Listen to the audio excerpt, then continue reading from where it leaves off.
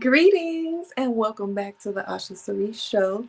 I am your host, Osha Cerese, and this is where culture meets coaching, where healing meets headlines, and where we utilize alchemy to transmute gossip into growth.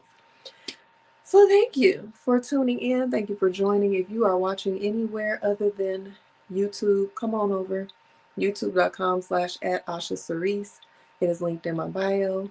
Um, Mosey on over here and subscribe and also turn on your notifications. If you just so happen to be scrolling on YouTube and see me, why not subscribe? Stay a while, look around. Again, thank you for tuning in. I am Osha Cerese, certified life coach, event curator, and dream doula, helping you to birth your ideas into reality. And we back, right? We're here. It's a little late, but this is a late night pop-up weeknight show. So that's why I say turn your notifications on because you never know when I might pop up. So thank you again for tuning in. Drink of the night is a little lemonade. I gotta go grocery shopping because I know y'all probably sick of seeing lemonade. When I first started this show, February 1st, you can go back to all the episodes are on my YouTube channel under live. But episode first, it was February 1st, also the start of a juice cleanse and raw vegan cleanse. So we started this tradition with showing the drink of the day or the evening because I was juicing, but I've kept it going. So I'm gonna get back to my juice vibes too, because I was really enjoying that. But this is lemonade, and we're going to toast to a wonderful episode 55. We are going to toast to abundance, love, bliss, joy, happiness, alignment, balance, great health, love. Cheers. Again, if you are watching this anywhere other than YouTube, come on over to YouTube and subscribe. This is where this show lives. This is where all the episodes are. And I have some other great content on YouTube as well. I do vlogs over here. I do story time. I do podcast episodes. And I have some other things coming to you soon. So come over here and tap in. So as y'all know, we are honoring National Stress Awareness Month for the month of April. Today I wanted to get into a big technique, part of one of my tools when it comes to stress relief, when it comes to centering myself, when it comes to mindfulness, when it comes to combating anxiety, when it comes to just what we all need to return back to all the time, what we start life with, what life, the cycle of life is all about. And that is breath and breath work. So, breath work is one of the most beautiful ways to center yourself, to ground yourself, to bring yourself into the present moment, to calm yourself down, to remind yourself of who you are, to regulate your thoughts, regulate your emotions, regulate your feelings, regulate your nervous system. And it's just, it's life. It's life. It's literally a life sustaining function. It literally reminds you that you are alive. It relaxes you, it calms you, and it definitely can improve your mental clarity and focus and just enhance your overall well being. So, I wanted to give you a few types of different breath work methods that you can tune into when you need it. Let me just see why this is up here like that. Okay, so the first type of breath work that I mainly was introduced to and I like to share because it's sometimes it can be a little intimidating, but it's really kind of like the simplest form of breath work. And it's literally just an inhale through the nose and exhale through out the mouth. When you're teaching small children or young children or just people that need a little bit more of a visual of understanding, I like to say, smell the flowers, blow out the candles. But the trick is not just the breath work, like breathing in and out. A lot of people don't breathe effectively from the diaphragm. So this is diaphragm. Let me see how I can pronounce this. Diaphragmatic breathing. So sometimes when you're not breathing properly, when you're inhaling, your belly is also going in, and when you're exhaling, your belly is going out, when it actually should be the opposite when you're doing diaphragmatic breathing. So as you breathe in through your nose, the air that you are inhaling should allow your diaphragm or your midsection or your abdomen to puff out, because that means that your lungs are filling up with air. And so it takes a little practice to get in alignment with that when you're not used to this type of intentional breath work. But when you're breathing in, your belly should be expanding. When you're breathing out through your mouth, and you can also breathe out through your nose if that is something that you want to do instead. I prefer out of the mouth. You want that diaphragm should be contracting, going inward, which means your lungs are emptying. So it takes a little practice to get in alignment with that, but all you have to do is take your time and try. So I would invite you and encourage you to take a few breaths with me right now, trying the method that I just said. So when you're inhaling, the abdomen should be puffing out, the diaphragm really. And then when you are breathing out, that diaphragm should be contracting back in. So let's take a couple of breaths. You can close your eyes or you can leave them open, but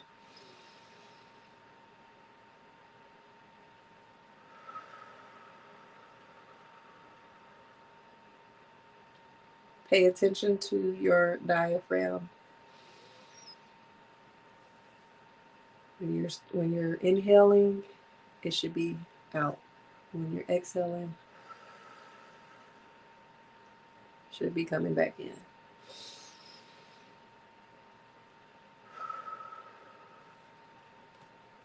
So that's something you could take with you to keep practicing as you are working on your breathwork journey. Another method of breathing is like fire rapid breathing. This is something that yoga teachers, yoga instructors will also have you try sometimes. And it's a series of quick, forceful exhalations followed by passive inhalations. And it energizes and detoxifies your body. So it's like you're passive on the inhale. So it can be in and out of your nose. So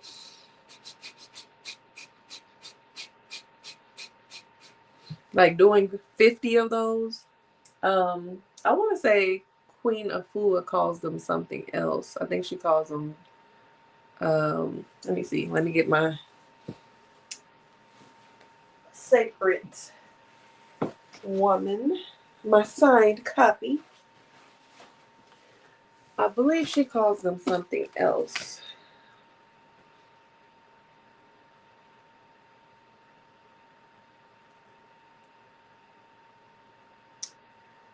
Let's see. Well, maybe not.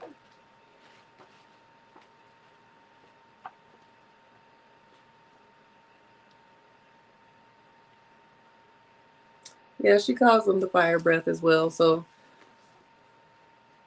she usually does when you're in Gateway 0, which is the gateway that I completed.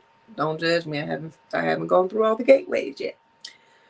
But you prepare for your fire breathing or rapid breathing, excuse me, by slowly inhaling 4 times and slowly exhaling 4 times. Then when you are totally at ease, so you could do the method that I just showed you, where you're inhaling through your nose and exhaling out of your mouth 4 times. And once you are present, calm, relaxed, then you want to get into your 50 to 100 fire breaths, according to Queen Afua. So with your mouth closed, you inhale deeply like a pump through your nostrils, and as you expand the breath down to your abdomen.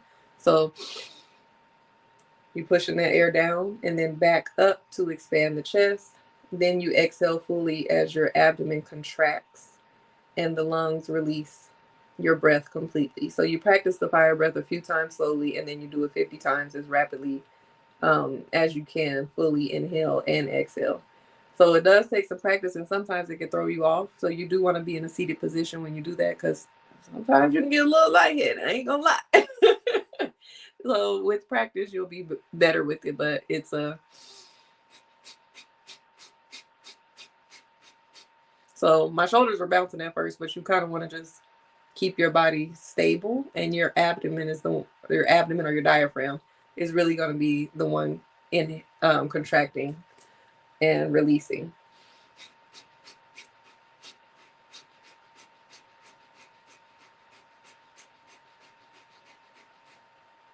So keep practicing, y'all. And then you have your 4-part breath, or you can do, some people call it box breathing. So it is inhaling for a count of 4, holding for a count of 4, exhaling for a count of 4, and then holding for a count of 4. So that helps you to focus. It helps to calm you. There are other types of breath work. There's like 6-part. When you breathe in for 6, breathe out for 8. There's so many different types, but those are the 3 I wanted to share with you. But just with the box breathing, you're gonna let me use my fingers.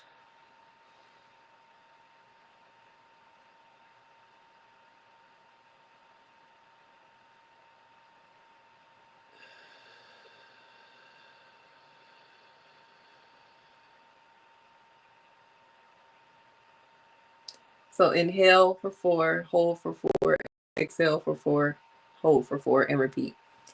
And just a little bonus, there are also certain breath work that you can do where you're actually holding your nostrils down to support you when it comes to that hold. So you're inhaling.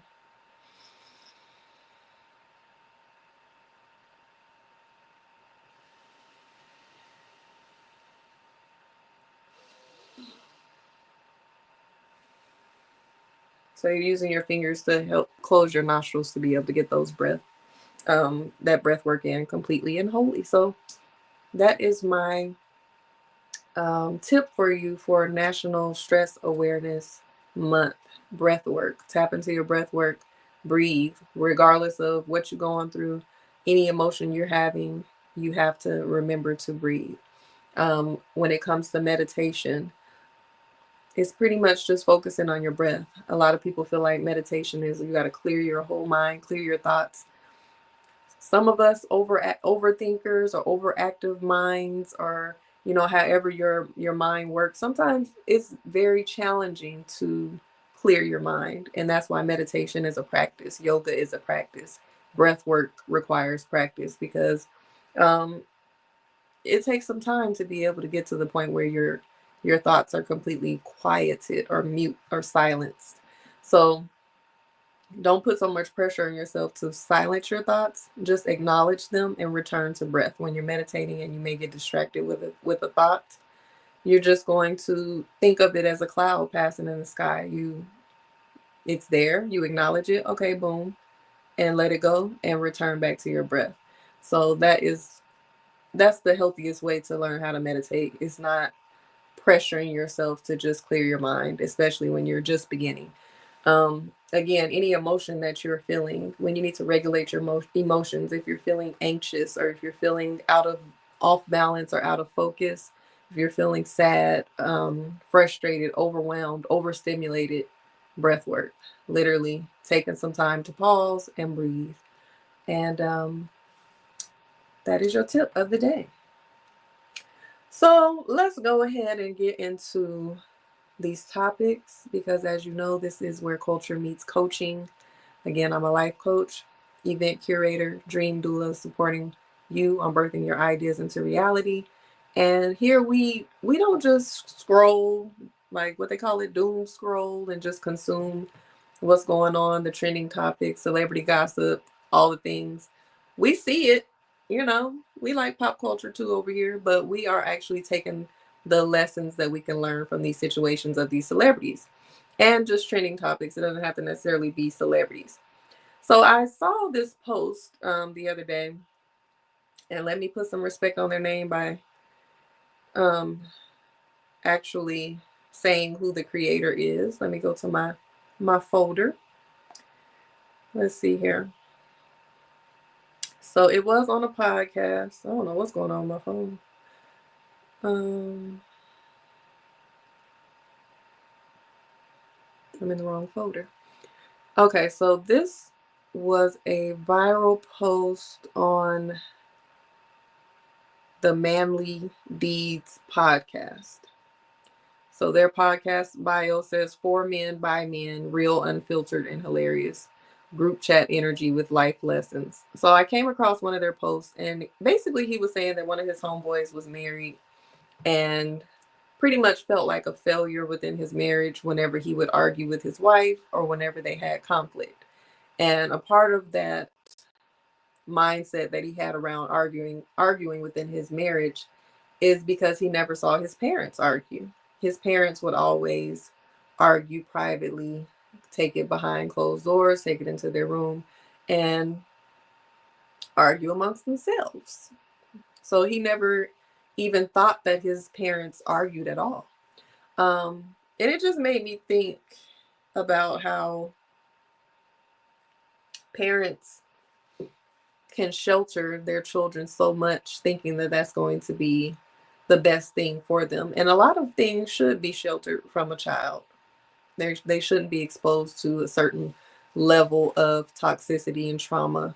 But there are certain things that we as children, I'm speaking from a child place because I am somebody's child. I'm a grown woman now, but um I'm just thinking like when it comes to other things outside of conflict resolution, but like even when it comes to dating.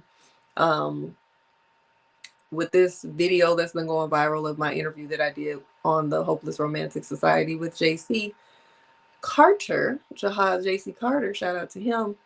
A lot of people are like, you know, where were your parents? Why didn't nobody pull you out of this or warn you or things like that? I even saw a comment earlier that said fatherless. I was raised in a 2-parent home. There were some issues that I faced within my childhood that I'm not talking about publicly right now. But at the time, me and my dad were not getting along. We'll say that, and I moved in with my grandma. So I will say that my dad has always been a very strict father, very strict, very much disciplinarian, very much old school. So I was definitely sheltered when it came to a lot, especially when it came to boys.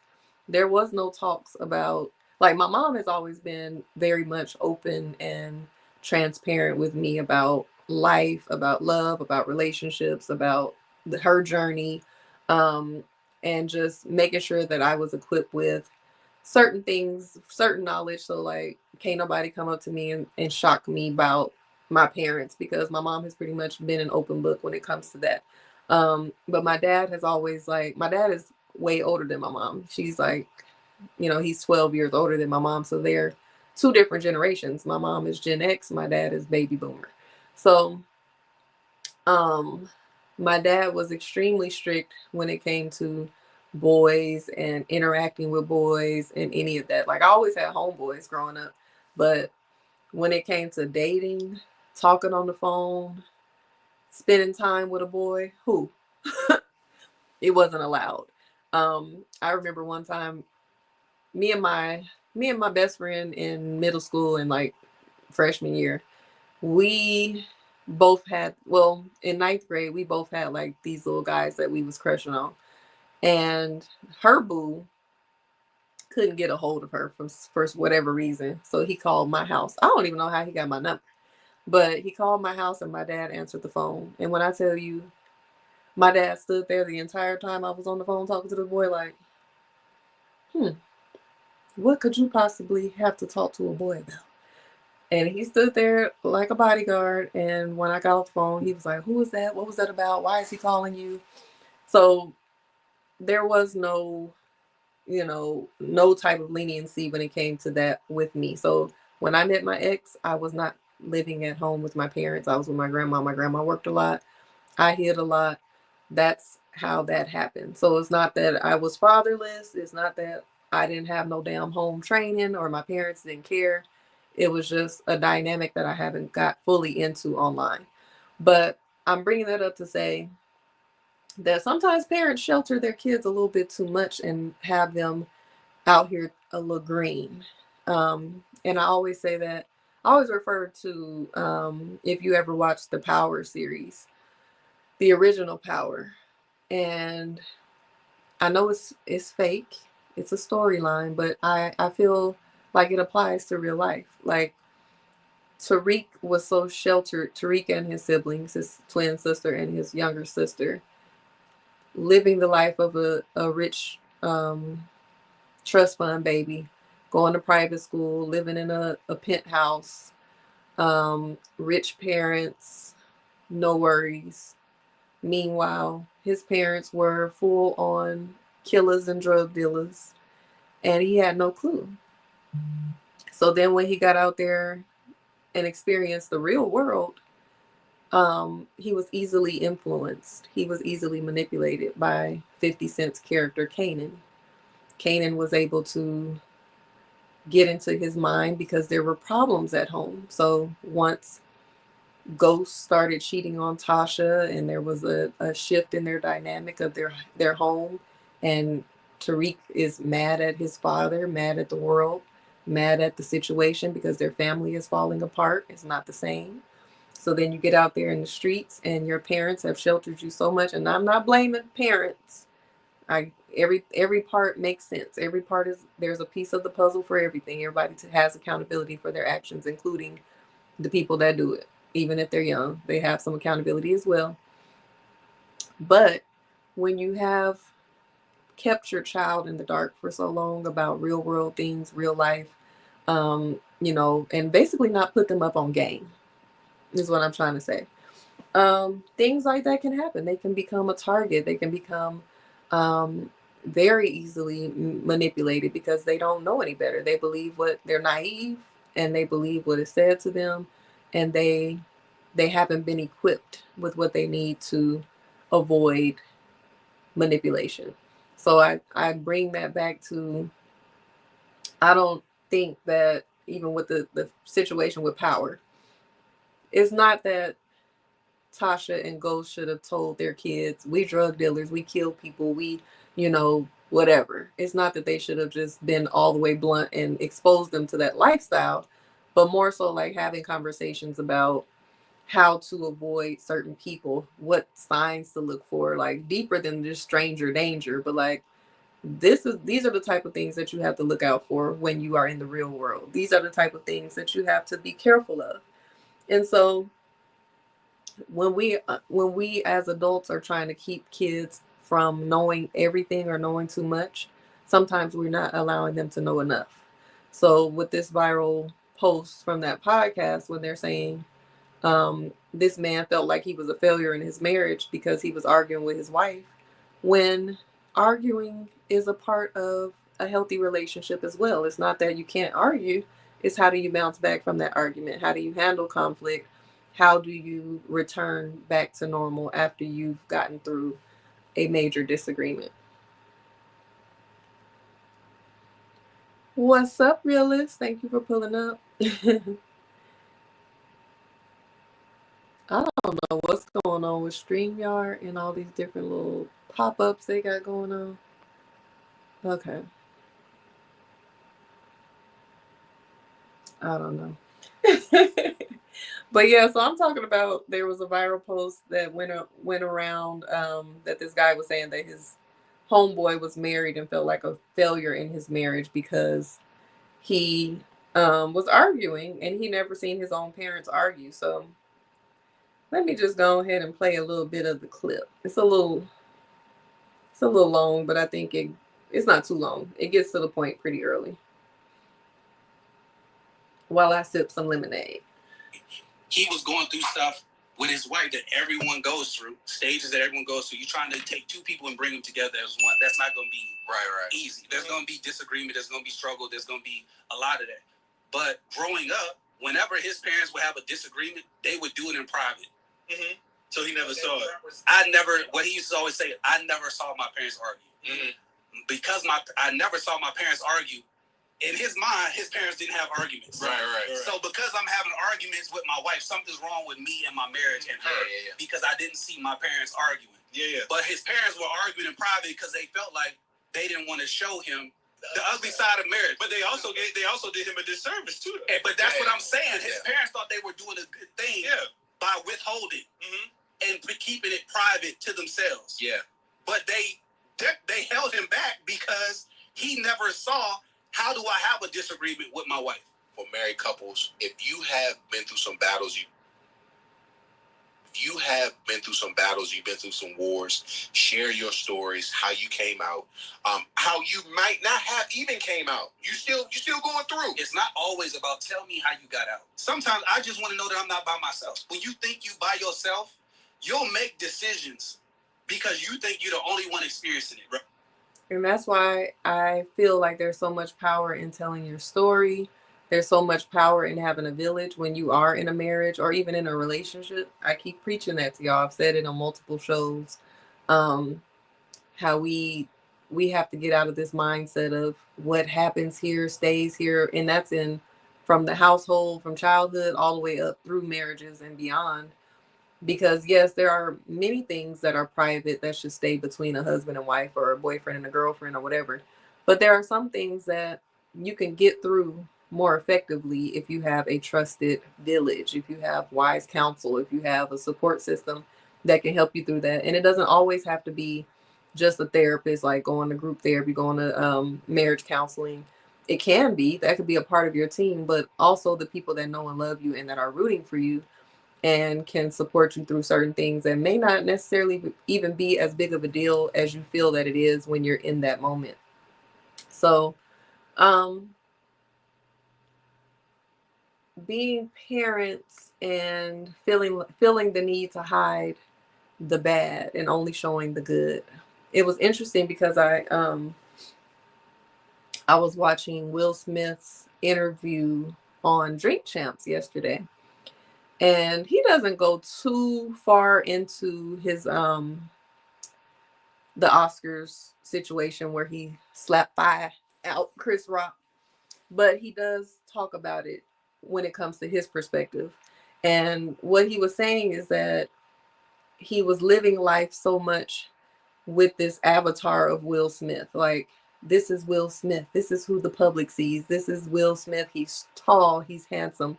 He's strong. He's talented. He's the movie man. He's a superstar. He's the, first rapper to win a Grammy. He is the family man. He has it all together. He's always smiling. He's always happy. He's always achieving things. He always has accomplishments.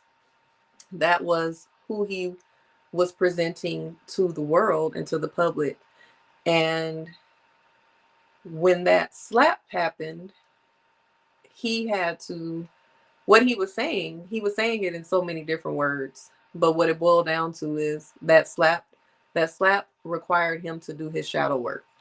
It was showing a mirror up to himself that, sir, you're not perfect. You are human. You have emotions. You're tired of living up to this image and this standard of having it all together, being perfect, being powerful, having money, talent, whatever, having it all. And so he talked about how once he allowed those repressed and suppressed feelings and emotions that he was pushing down, like fear, anger, sadness,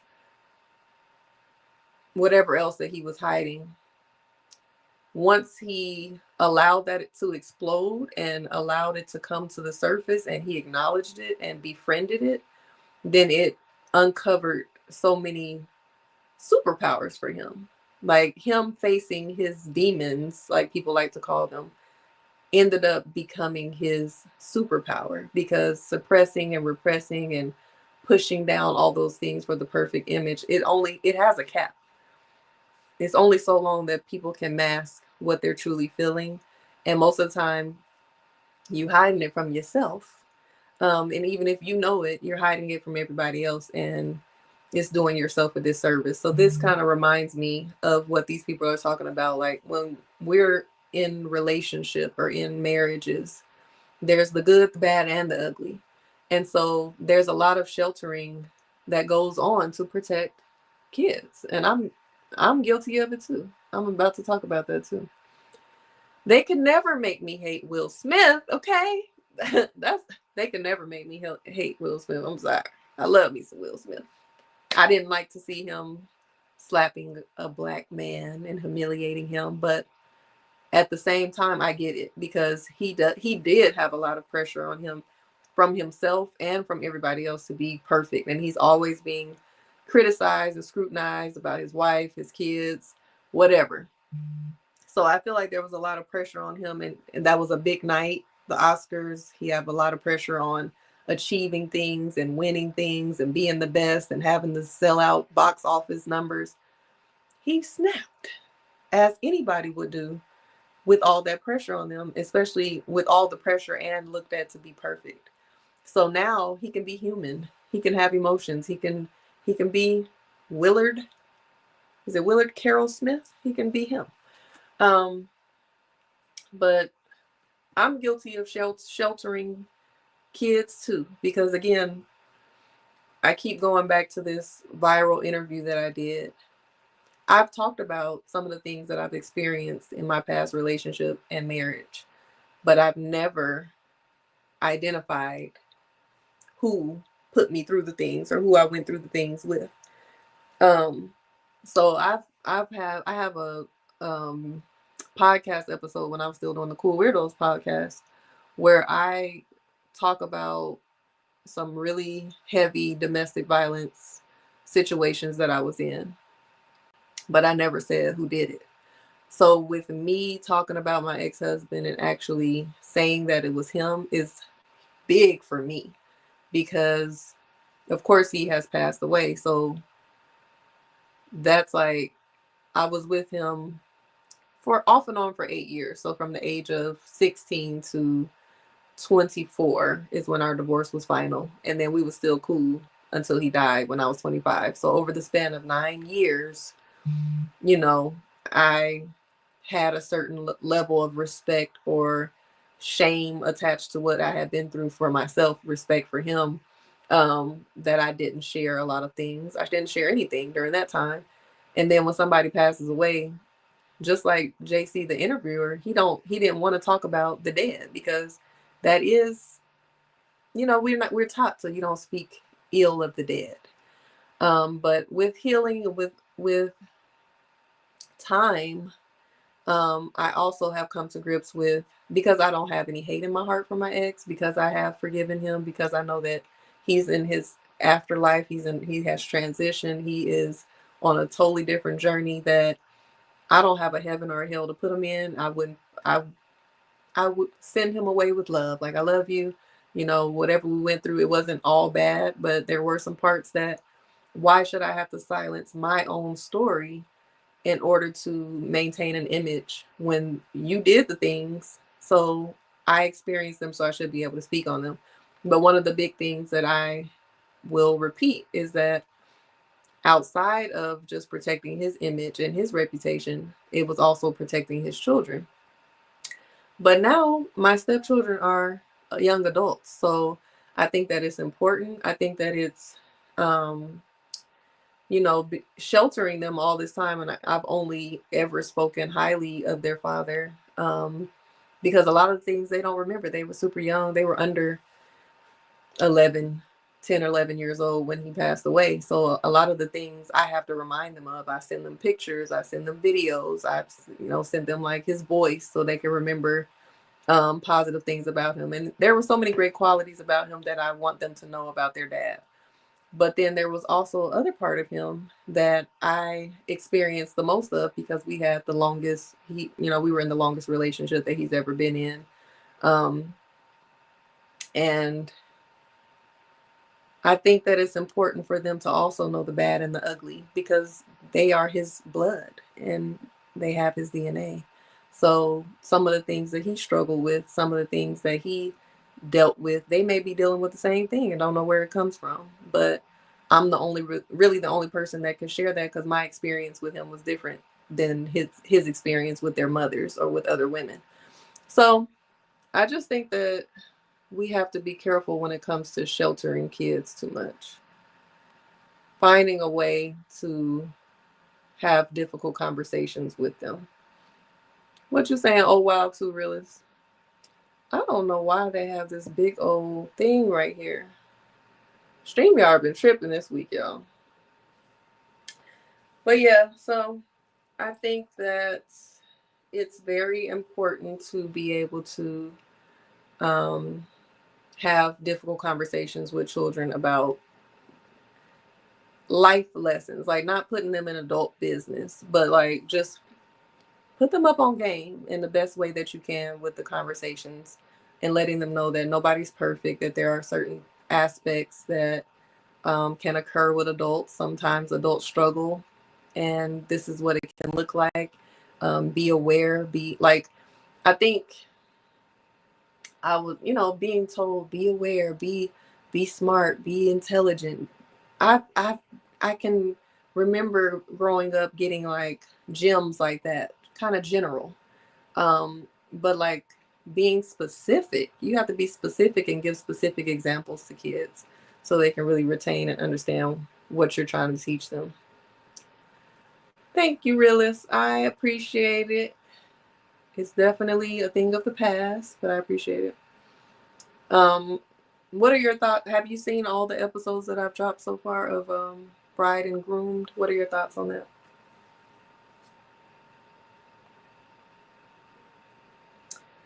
So that's what I want to say on that. And even just to elaborate too, when it comes to like, I was very sheltered when it comes to boys and interacting with boys. I think it's a cultural thing too. Not every Black American household is the same, but I often hear a lot of the same rules applied in Black American households than in our white counterparts or other cultures. Some cultures believe in arranged relationships, arranged marriages. In some white families, they are a little bit more open when it comes to their children dating as teenagers, and they allow it to happen. They allow them to experience it. They have the boyfriend and girlfriend over, and they allow their kids to experience that. And I think that um some Black American households, I see it some in evolving situations, and there were some people that didn't have any, their parents didn't have any damn boundaries. It's not just you allowing your kids to date, you allowing your kids to lay up in your house and all of that. So I think that there's boundaries there to teach kids about healthy love and healthy dating and relationships at a younger age when it's appropriate. um I don't know what y'all think appropriate age for dating is. Is it middle school, like eighth grade, or are we talking high school, or what does that look like for y'all? I'm not a biological parent yet, so I'll have to cross that bridge when I get there. What I think is an appropriate age, but even middle school, you see kids are having relationships whether you approve them or not. I have little cousins who are in middle school, and they have been talking about they had girlfriends since they were in elementary school, middle school, buying Valentine's Day gifts and all of that. So it sounds cute. Maybe it doesn't, depending on what your thoughts are about it. But I think it can be a healthy way of allowing it with boundaries and with guidance and supervision. Because why are we making kids have no understanding of what dating and relationship dynamics are until they go off to college, and then they're confused and making poor decisions? Or like me, I have a little bit of freedom. I'm not staying at home right now. I meet somebody, now I'm dating. And I don't know no better. I'm just going along with what he talk about. So we have to teach our youth, and I definitely try to do my part with my youth programs. talking about relationship dynamics, talking about just preparing young ladies when it comes to their virtues, their values, their virginity. I'm not a purity type person where I'm going to be out here acting as if young people aren't having sex. Like, I worked in pediatrics for years. Young people are having sex and they're not being educated properly. And we can't just preach abstinence, abstinence, abstinence, be a virgin, wait till marriage, all of that. We have to, we can suggest that, being careful with your virginity, being certain that you want to give this to someone who is special to you, also being aware of the health risks and all of that. Um, but yeah, education, really teaching them about what they're getting themselves into versus just trying to say don't do it because they doing it. People are delusional if they think they're not. Just think back to your childhood and your friends. If you weren't doing it, think about everybody else that was and realize that it's still happening.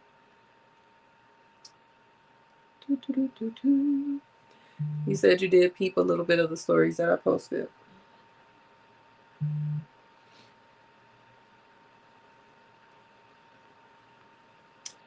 Boy, I tell you, StreamYard is acting up today.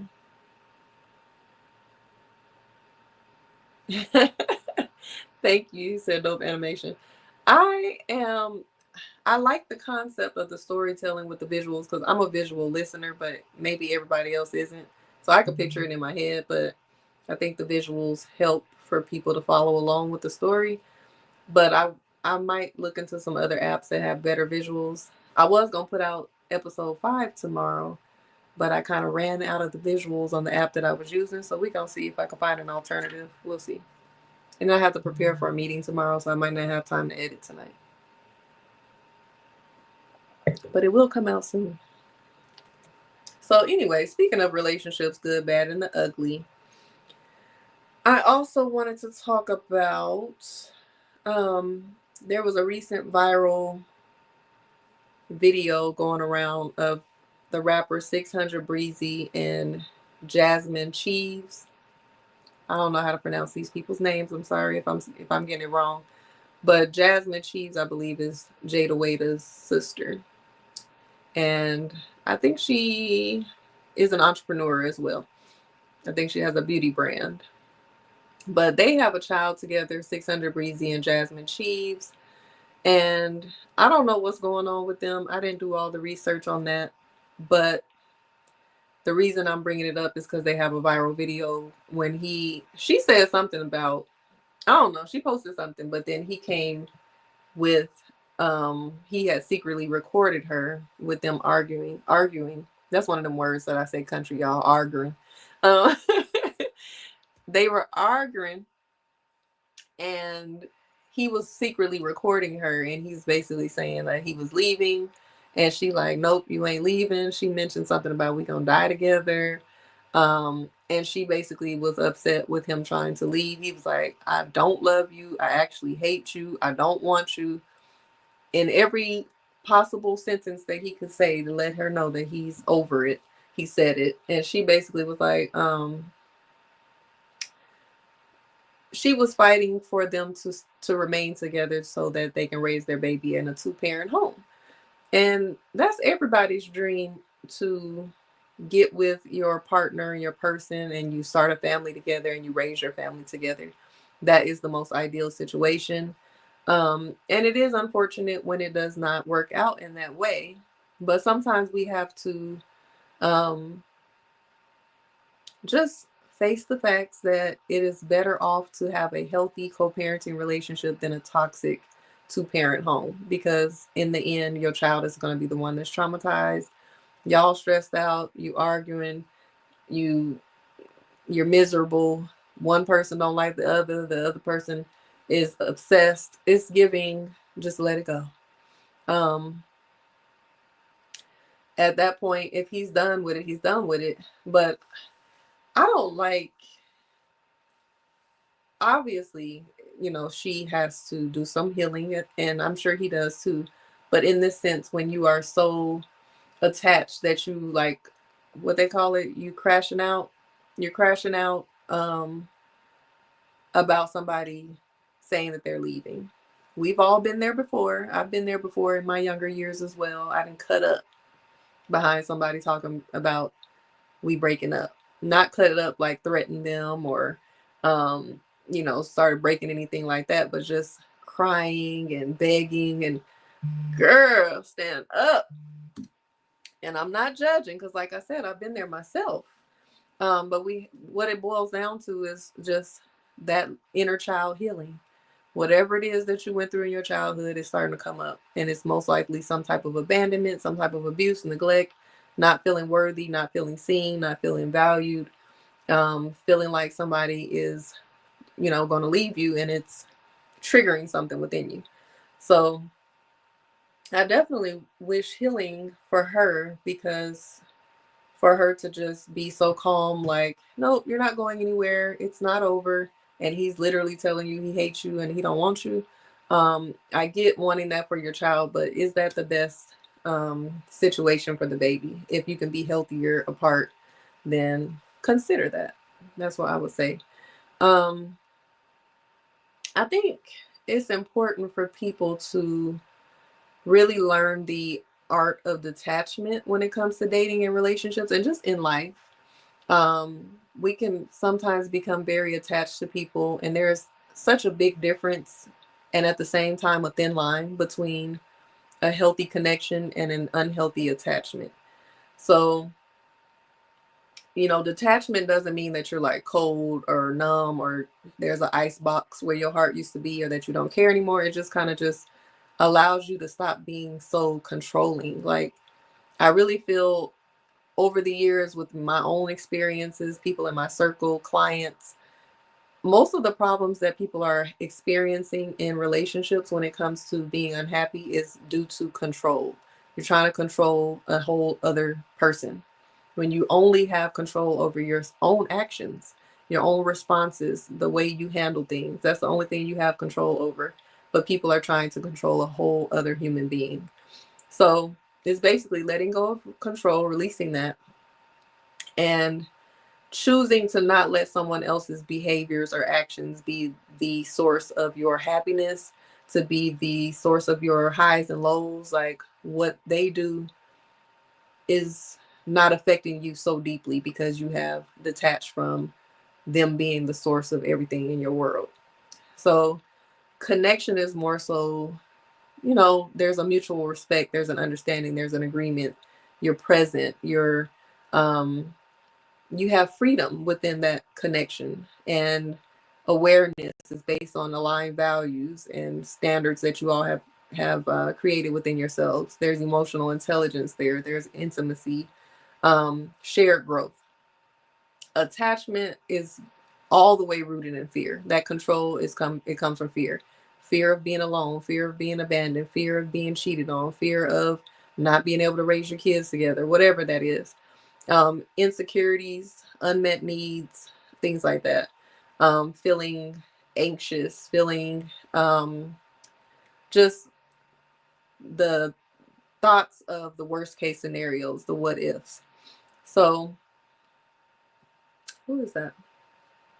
Um, Healthy detachment, again, is not being cold or being closed off to love. It's actually allowing love in the purest forms. It's just like loving someone without losing yourself. Like, first of all, loving yourself first and allowing yourself to love without just becoming putty.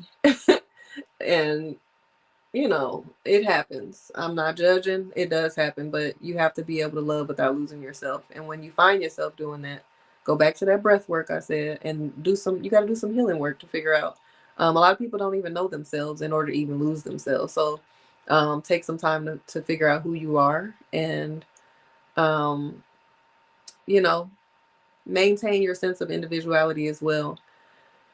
When you don't hear from that person and you spiraling out, crashing out, you going off, you can't handle it. What you got going on? Is there anything else that you could be doing versus worrying about where this person is at all time? Like, I know we all are concerned about people.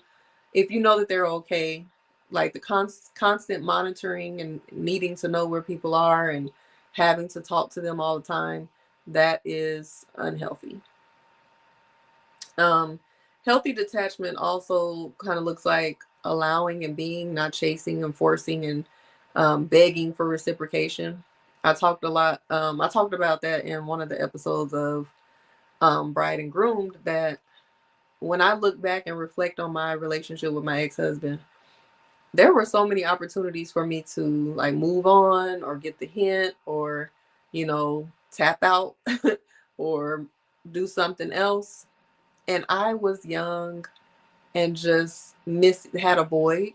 So I was the one putting a lot of pressure on him in a lot of cases. Like even I haven't gotten there in my story time, but even when it comes to him moving in with me straight from prison, that wasn't necessarily his idea. It was mine. I wanted him to move in with me. He was like, I think I should move in with my parents first and get established. I don't want nobody thinking I'm trying to use you, whatever. I'm like, you ain't using me. You can move in. And, I wanted to just be close and be together and all of that. But so his initial plan was to go somewhere else, was to go to his parents' house. But then I'm going to get into the story time of that, but he ended up deciding to move in with me, long story short. But a lot of it was from pressure from me. So again, that chasing, forcing, begging, that's, yeah. Um, Also acceptance, like literally letting people be who they are. That's what healthy detachment looks like. Um, just letting people be who they are and accepting them fully and not allowing it to throw you off. Signs that you're in an unhealthy attachment is when you feel anxious when they're not around or when they don't respond. Just like I was saying, if they're um not constantly in your presence or not constantly texting you right back or whatever, all of a sudden you hyped up, over analyzing every situation, overthinking everything, looking into things deeper than they really are, seeking more validation than the actual connection. That's a big one. And all of these are basically just signs that you have some healing work to do. That's all that is. Um, Ignoring red flags because you have fear of being alone. A lot of people get into these toxic relationships and these relationships that do not serve them, that do not align with their values because they don't want to be alone. They rather just have a breathing body, regardless of what they have to go through, in order to just have somebody in their lives. And then also confusing intensity with intimacy. There's a big difference. Just because you have some intense situations, even some passion, that don't necessarily mean that it's intimacy, like a close connection, a close bond. So you definitely have to learn the difference between connection and attachment. But detachment is pretty much a form of like self-trust. Um, Trusting yourself to I always point the wrong way because it's backwards on my end. But trusting yourself to leave, trusting yourself to walk away when things are out of alignment with your morals, values, and standards, and choosing peace over chaos. So grateful for peace.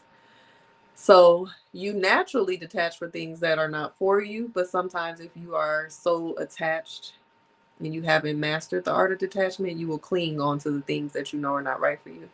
Um, Falling in love with potential too. That can be a definite, depending on how, what type of potential it is and what the pros and cons are. It can be um, a form of attachment. But practicing detachment, excuse me, focusing on your own individuality. And that doesn't mean that you are being selfish, because if you're in a relationship, of course, you have to consider your partner as well. But like focusing on your passions and what makes you happy, your hobbies, your interests, outside of dating or outside of your relationship. Definitely setting those internal boundaries with yourself. Like even when it comes to not even dating somebody, when it comes to rejection, a lot of people attach other people's thoughts of them to their sense of self-worth. So if a woman rejects a man, then sometimes that man can feel a type of way because they feel that something is wrong with them, when it's like, no, you may have just not been her type, or maybe she got a man, or maybe she's not dating right now. And vice versa. Women can go through that too when it comes to being rejected. I don't know when you said this, but you said, yeah, it could be a mess. My bad. I didn't see it because there's this big sign. Okay, it went away finally on here that is blocking my comments. um, Definitely meditating and journaling, whatever your mindfulness practice is. It's back now. Whatever your practice is, but journaling about your triggers instead of reacting to them. That's why I say always return to your breath. So instead of responding and reacting so quick to certain things, like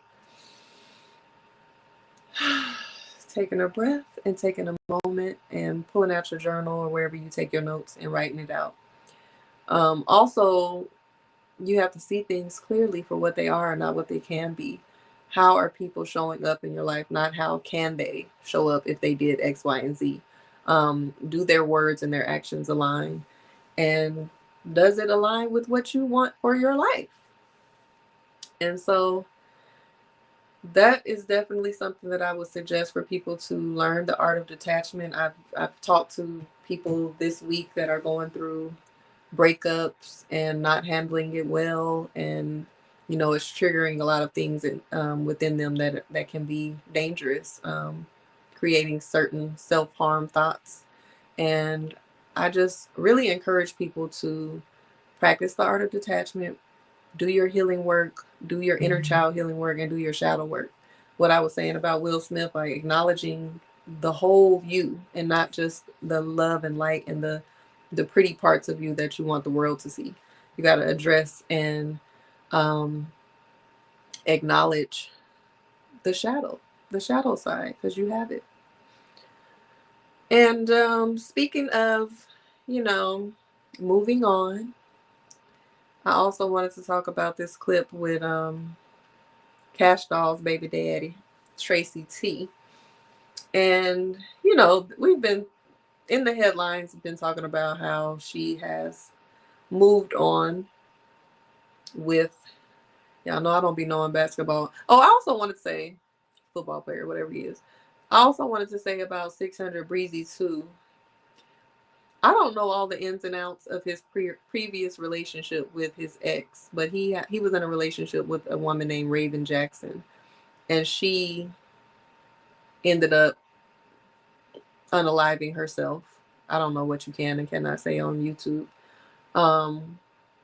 And so it makes me think, that made me consider that trauma that he had connected with that, and I'm sure that he still deals with his new woman, or his baby mama Jazmine, saying things like, we're gonna die together, not allowing him to leave, which is technically kidnapping. If he was to call the police and say, this woman is not allowing me to leave the house, and he's accusing her of physical and mental abuse, physical and verbal abuse, imagine how extra traumatic that is, with him already been in a relationship with someone who is no longer here based on whatever mental health issues she had. So it sounds like everybody needs to do some healing, because I'm sure he's probably depleted, even having to experience multiple women that are, having mental health issues. So I wish them well. I wish to send them some healing energy, light, and love. But with the Kash Doll situation, I've been seeing a lot of videos going around about her and her new boo. Let me get his name right, because y'all know I don't be knowing athletes' names. Is it Za'Darius? Za'Darius Smith. So I don't know much about her relationship with Tracy T or Za'Darius, but the reason I'm bringing this up is because he was recently on what's the boy name? Something LaBoy. Justin LeBoy's podcast. And basically, he was asking him how he felt about Kash Doll moving on and how, she has this public relationship. A lot of people are joking because there's that song, but it's a sound on TikTok. She don't want a puppy, she want a big dog. Because Tracy T is, I was about to call the man petite. He is a short king. He's shorter and smaller than Kash Doll, but Za'Darius is a big old tall football player. So of course, that's been the talk of the town. And then he's wealthy. He took her to Africa. They in Ghana, looking beautiful in chocolate and royal. So Tracy T be going live saying his little things, and people were kind of like accusing him of being bitter or being sad and not trying to acknowledge it. So on the Justin LeBoy's podcast, he basically was asking him the questions that people wanted to know. And he was saying, like, how does it make you feel? She's moved on. He kind of alluded to the fact that low key, he feel like it's not cool for her to have moved on so quickly when they have an 8-month-old daughter. But then he basically was like, he knew about it before the public did because that was still technically his family. So he already had the inside scoop on what she was doing. But he made a statement that I thought was interesting. He basically kind of admitted to cheating on her, but he was like, I probably did it first, but she did it worse. So y'all know how people be saying cheat back or get your lick back or whatever, but she hasn't entered this relationship while they were still together. He has admitted that he actually cheated while they were together. And so now he pretty much has to eat it up. She has moved on and she is seemingly enjoying what she got going on. So, I be trying to tell y'all, men, y'all better start appreciating what y'all got when you got it. Because once it's gone, it's gone. But, I hope they can have a healthy co-parenting relationship. Because they do have 2 beautiful children together. But I thought that quote was interesting. He might have done it first, but she did it worse. And sometimes people can't handle when people, give them a taste of their own medicine. They start sliding on the wall and stuff. But I don't know if he's been low-key crashing out or not. But I would say whatever they have going on, they've been keeping it pretty much between the 2 of them. I know she was on Keke Palmer's podcast recently, and she was saying that he's not making it easy. So I don't know what they're going through behind closed doors. But I brought both of those situations up because I just hate that people can't break up amicably, because even if it hurts, because heartbreak is a thing, even if it hurts, to just be able to maintain your sanity, to be able to maintain peace and make the transition smooth instead of crashing out, cutting, slashing tires, putting sugar in tanks, cussing people out, going live, causing drama. I've been seeing all these bad breakups all on my timeline all week. Even when it comes to, we talked about Jacquees and Deandra Sanders so many times on this show. I think 2 or 3 times. They still going through it, and it's just like, y'all. I just want us to be able to be adults and be able to handle breakups a little bit better, because it's not the end of the world. It's not the end of your love story. If it's your season, if the season has come to an end with the person, I get it. I've been through some really bad heartbreaks. It's not fun. It doesn't feel good at all. But you will make it. I promise you. It is not the end of the world. It's not the end of your story. You don't have to crash out. You don't have to harm yourself. You don't have to threaten nobody. Offset talking about he gonna take himself out and Cardi B. Like, what? Why are we doing all of that? Why must we do that? I really hate that. And a lot of people don't break up when they're supposed to break up because the person that they're with can't handle it.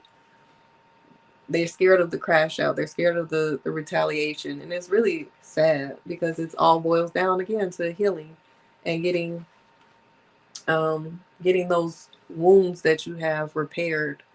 Because when you heal those father wounds, mother wounds, abandonment wounds, fear, do your shadow work, like address the things that you're really going through, acknowledge them. You ain't got to do all that. You know that, yeah, you might, it might hurt your feelings to have to break up with somebody, but you're not about to threaten your life, threaten their life, cut up. You prioritize peace.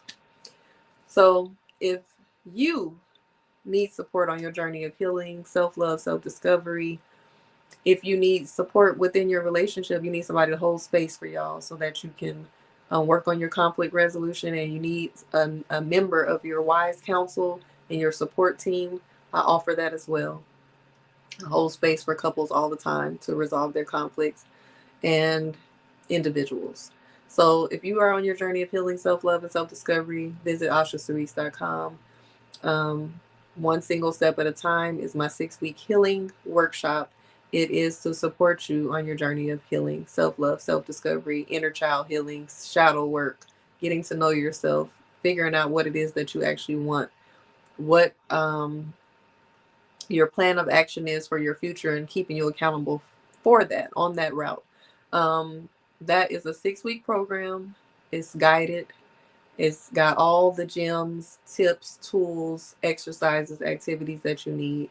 And it comes with 6 coaching sessions. Every week you get a session, and it comes with one single step at a time. Or excuse me, that's the name of the course. The book is How to Beat Single. And again, the new How to Beat Single is available on Amazon now. I'm waiting on my author copy so I can show y'all how it looks, but it's online. Visit oshacerese.com to enroll in a course. We also have a 5 ways in 5 days. I'm trying to read the Instagram messages too. 5 ways in 5 days is the self-love workshop. If you want something a little bit simpler, you're not ready for 6 weeks, okay. Take 5 days of your life and do 5 ways in 5 days. This is a self-love program teaching you how to uncover any blockages you have when it comes to giving and receiving love. If you can't figure out why you cringe when somebody tries to get close to you, or why you have a hard time receiving compliments, or whatever it is, that is the program for you. It also helps you to incorporate your love languages in your daily acts of self-love and self-care. We often think about our love languages on how we like to receive love from others, how we like to give love to others. What about giving the love to yourself? There are so many ways that you can pour into yourself utilizing your love languages. So 5 ways in 5 days. It can be done in as little as 5 days, hence the name 5 ways, because 5 love languages. And you have up to 60 days to complete it. So it's self-paced. And it comes with 1 free coaching session as well. And the whole program and the coaching session is actually cost less than just having a coaching session, which you can do that as well. If you don't know where to start, if you're confused, you don't really know what aligns with you, but you want to work with me, book a discovery call. It's free. We'll get on the call and figure out which way you need to go. And if you are a business owner, creative, content creator, you got some ideas, you got some gifts, you don't know how to utilize and monetize them, get a strategy session.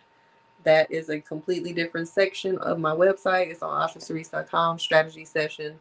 And we'll get you together. Whether you want to show up online, you want to do a little content, you want to, you need a niche, you need a plan, you need a strategy, whatever it is, we'll get you together. If you want to create some products, some ebooks, some courses, digital products, I can help you with that.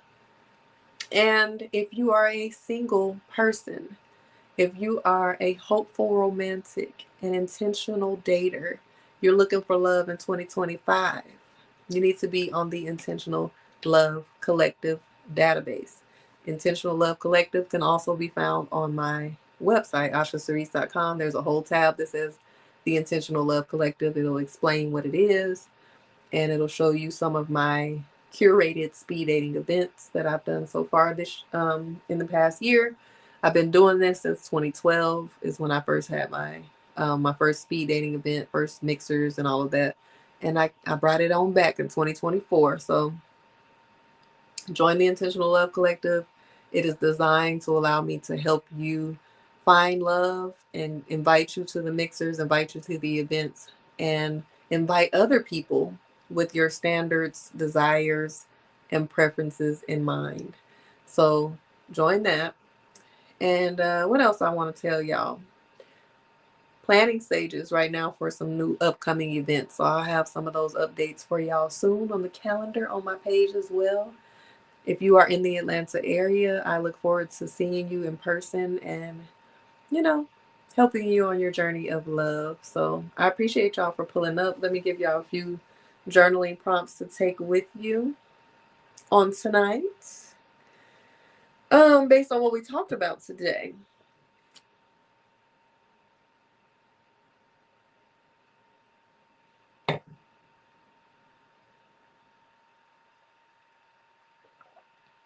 It's a whole please copped when the rabbit got the gun.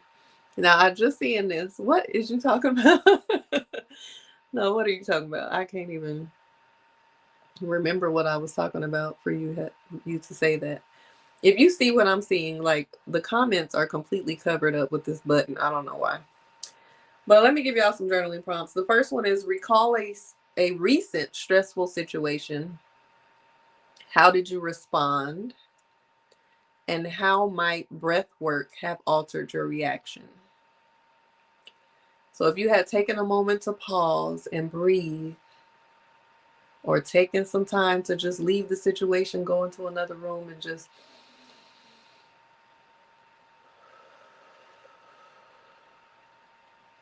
how would it have helped? um, reflect on a time when you felt unprepared for a life challenge. What skills or knowledge would have better equipped you? That's related to what we talked about when it comes to sheltering kids. But again, reflect on a time when you felt unprepared for a life challenge. What skills or knowledge would have better equipped you? And last journaling prompt of the evening, consider a relationship that has ended. What lessons did you take away? And how have they shaped your current perspective on relationships? Now, that type of prompt is in How to Beat Single. So if you're not ready for a course, you're not ready for coaching, you're not interested in all of that, and you want a tool to be able to guide you on a self-paced journey, How to Beat Single is the book. In this book, you're going to go over your relationship timeline. You're going to get to the bottom of it. You're going to figure out what actually happened. What was the root issues of the demise of the relationship? How did you contribute? Not just because, when you're pointing them fingers, how many fingers are pointing back at you? 3.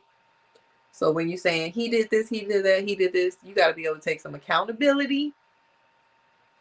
You got to be able to replay what it is that happened so you won't repeat it, and pull out those lessons, because these hard experiences that we have with people come with great lessons. And sometimes, or maybe all the time, if you don't learn the lessons, you're going to repeat the cycles, which is why somebody in the comments was criticizing me because I said I had the toxic situationship after my relationship. If you don't learn the lessons, you will repeat the cycles. So at that point, I had not learned the lessons. I had not done the work. I had not taken the accountability. I had not done anything to be able to love myself better and know my worth. So I was accepting the bullshit. And a lot of y'all be doing that too. So stop judging me. Get you a How to Beat Single journal. I promise you it's going to give you a lot of tools to be able to avoid repeating these cycles. Some people are in a loop. You're going on about your life and you're moving on from the relationships, and only to end up dating the same person in a different body. Until you step outside of this loop and go do some work and shift your path, you're going to continue to be on the same loop. So if you're not ready for the coaching or the course, get you the book. It's $20. You spend more than that on wings or McDonald's. I ain't judging. Or you might be vegan like me and the shit is expensive, so salads or whatever you eat. $20, get the journal, start working on it, start doing the work, start having healthier relationships with yourself and others. And on that note, thank y'all for pulling up. Make sure you subscribe to the channel and turn your notifications on, because this is a pop-up late night, weeknight talk show. And I appreciate you so much for pulling up. Thank you. Thank you, Realist, for being here. Thank you for everybody else that may have not said anything, but you joined me. I see y'all. And I will talk to y'all tomorrow. Good night.